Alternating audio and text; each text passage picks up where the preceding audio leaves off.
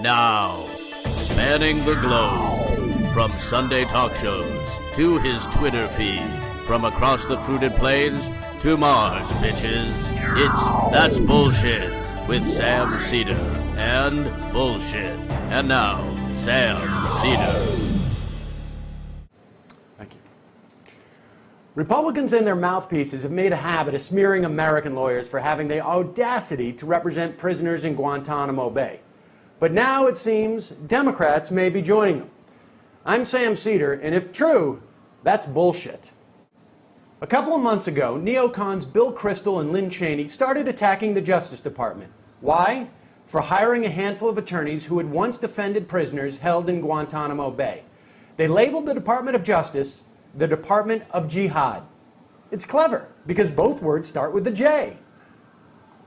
And by the way, why is Lynn Cheney on my TV all the time? Yeah, I get it. She's like Sarah Palin if Palin could read. But enough already! But here's the thing. Nothing is more American than legally defending the seemingly indefensible.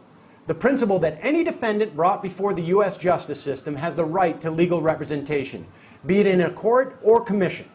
Some of you may be too young to remember, but John Adams, You know, that guy from that HBO series. defended British soldiers during the Boston Massacre trial.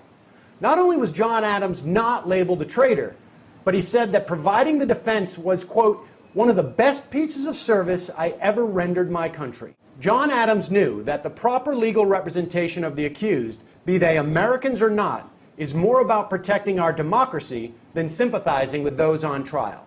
Which brings us to the current defense spending bill, otherwise known as House Resolution 5136. There's a section, 1037, that calls for the Inspector General of the Department of Defense to investigate the conduct and practices of lawyers who defend Guantanamo detainees. Why? For what? Emulating their founding fathers?